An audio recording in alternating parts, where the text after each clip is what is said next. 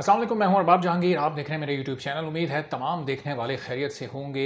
एक बड़े ही अहम माशरती मसले पर इस वीडियो में हमें बात करनी है और इस अहम माशरती मसले से मुताल्लिक एक बड़ी इंपॉर्टेंट कानून साजी होने जा रही है, जिसके बाद माशरे में बड़ी हद तक सुधार पैदा हो सकता है।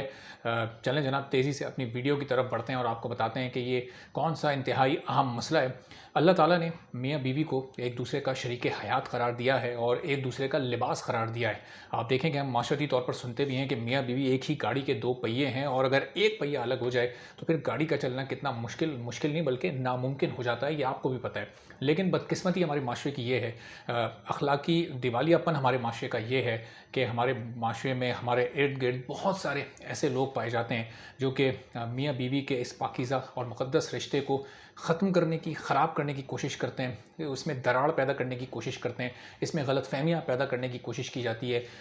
अपने पता नहीं कौन से मकासद हासिल करने के लिए ये कोशिश होती है कि किसी तरह अगर दो लोग सुख और चैन से ज़िंदगी गुजार रहे हैं तो जनाब इनकी ज़िंदगी को मुश्किलात से दो चार कर दिया जाए, इनको अलहदा कर दिया जाए, इनके लिए मुश्किलात पैदा की जाएँ। इसमें हसद, जलन और बहुत सारे अवामिल इसमें शामिल होते हैं। लेकिन अब हुकूमत इस सिलसिले में बड़ा अहम इक़दाम उठाने जा रही है और हुकूमत को इस सिलसिले में मजबूर किया है जनाब जमात इस्लामी ने। जमात इस्लामी के मौलाना अब्दुल अकबर चित्राली साहब ने एक बिल पेश किया है और ये बड़ा ज़बरदस्त बिल है। इस बिल की मैं आपको ज़रा तफसीलात थोड़ी सी बताता हूँ तो आपको अंदाज़ा होगा कि किस तरह से माशरे में सुधार लाने की इस वक्त कोशिश जमात इस्लामी की जानिब से की जा रही है। और जनाब ये बिल है, मियाँ बीवी का रिश्ता टूटने के बाइस जो जो लोग इसका बाइस बनते हैं उनसे मुताल्लिक ये बिल है। अब वो होशियार हो जाएं, जो साजिशें करते हैं, जो गलतफहमियाँ पैदा करते हैं और जो नाचाकी पैदा करने की कोशिश करते हैं मियाँ बीवी के दरमियान। ऐसे साजिशी अनासर के ख़िलाफ़ अब सज़ाओं का सख्त कानून लाने की तैयारी शुरू हो चुकी है। तैयारी से आगे बढ़कर बल्कि अब काम हो रहा है। और क्या काम हो रहा है ये मैं आपको थोड़ा सा आगे चलकर बताता हूँ। पहले बताता हूँ कि इस बिल के मतन में है क्या, कौन सी सज़ाओं का इतलाक़ आपके ऊपर होगा, कौन सी सज़ा लोगों को मिलेगी अगर वो कोई इस तरह की कोशिश करेंगे। जनाब निकाह ख़त्म कराने वालों को 5 से 10 साल तक की कैद दी जा सकती, कैद की सज़ा दी जा सकती है। यानी अगर कोई निकाह ख़त्म कराने में मुलविस पाया गया, उसके ख़िलाफ़ मुकदमा हुआ तो उसको 5 से 10 साल तक की सज़ा मिल सकती है और फिर उसको अपने 5 से 10 साल जेल में गुजारना पड़ेंगे। और इसके साथ साथ 5 लाख तक जुर्माना भी उसको हो सकता है। यानी इस तरह की किसी भी हरकत में कोई मुलविस पाया गया तो 5 लाख तक उसको जुर्माना भी हो सकता है और 5 से 10 साल तक की सज़ा भी हो सकती है। और ये दोनों चीज़ें भी एक साथ हो सकती हैं। ऐसा नहीं कि सिर्फ चलें कोई बड़ा अमीर कबीर है, सोचे यार जुर्माना हो गया तो मैं 5 लाख रुपए देकर छूट जाऊंगा, कोई मसला नहीं है। सज़ा भी साथ हो सकती है और जुर्माना, ये दोनों चीज़ें एक साथ भी हो सकती हैं और अलग अलग भी इनका इतलाक़ हो सकता है। कौमी असम्बली की कायमा कमेटी बराए इंसानी हकूक़ में ये बिल इस पर बहस होगी और इससे मुताल्लिक़ अब डिस्कशन होगी और इसमें कुछ पॉइंट्स ऐड और कुछ पॉइंट्स माइनस किए जाएंगे और मुख्तलिफ़ ज़ावियों से इसका जायज़ा लिया जाएगा। मुख्तलिफ़ ख़यालात रखने वाले लोगों से इस पर तासुरात लिए जाएंगे। ज़ाहिर है तमाम पार्टीज़ की उसमें नुमाइंदगी होती है तो तमाम पार्टी से उनका मौक़िफ़ भी जाना जाएगा और इस बिल का इतलाक़ अब किन लोगों पर होगा ये बड़ा इंपॉर्टेंट है। ये जनाब आम तौर पर हम देखते हैं कि मियाँ बीवी में नाइत्तेफ़ाक़ियाँ पैदा करने वाले वो कौन होते हैं, वो आस पास के रिश्तेदार, वो दोस्त यार होते हैं। कभी किसी बीवी की कुछ दोस्तें होती हैं या कभी मियाँ के कुछ दोस्त होते हैं जो कि इस तरह के गलत मशवरे देते हैं जिन पर अमल करके फिर आगे की ज़िंदगी मुश्किल हो जाती है और फिर औलाद को सफ़र करना पड़ता है। तो इसमें जितने भी दोस्त अहबाब हैं उन पर इसका इतलाक़ होगा, इसमें जितने भी रिश्तेदार हैं उन पर भी इसका इतलाक़ होगा।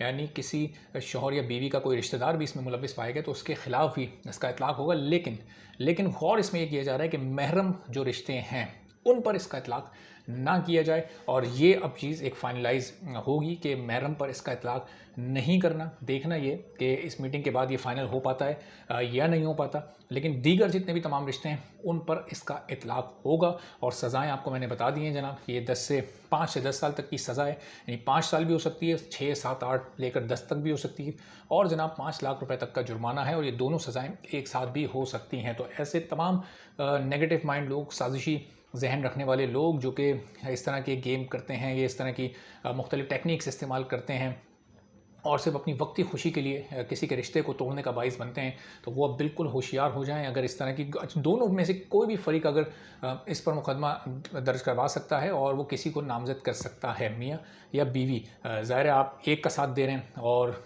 एक के ज़रिए आपने किसी मियाँ के ज़रिए या बीवी के ज़रिए आपने रिश्ता तोड़वा दिया, लेकिन दूसरे फ़रीक को इसका इल्म है कि ये साजिश के तहत टूटा है और उसके साथ गलत हुआ है, तो वो जाकर किसी को भी नामजद कर सकता है जो कि इसमें मुलविस है। तहकीकात होंगी और फिर वो शख्स मुलविस पाया गया तो ये जो सज़ाएँ मैंने आपको बताई हैं, तो इससे अब माशरे में खासी हद तक सुधार पैदा होगा। ये नेगेटिव माइंड लोग, इनको अब सोचना चाहिए कि इस तरह की साजिशों से ना माशरा पनप सकता है, ना आप आगे चलकर कोई अच्छे काम करने के काबिल रह सकते हैं, क्योंकि फिर आपका माइंड जब नेगेटिव सोचना शुरू होता है तो फिर मनफी ख़यालात जब ज़हनों में बसेरा कर लेते हैं तो उनसे कोई पॉजिटिव या क्रिएटिव चीज़ निकल कर सामने नहीं आती और इसका असर फिर आपकी अपनी आने वाली फैमिली पर भी पड़ता है। तो पॉजिटिव थिंकिंग रखिए, मुस्बत सोचिए, इस तरह की साजिशों में ना पड़िए और अगर पड़ेंगे तो फिर सज़ा आपके लिए तैयार है। चैनल पर नहीं है तो चैनल पॉजिटिविटी के साथ ज़रूर सब्सक्राइब कर लें ताकि इस वाक़े से मुताल्लिक और दीगर तमाम अहम मौज़ूआत से मुताल्लिक भी आप बाखबर रह सकें।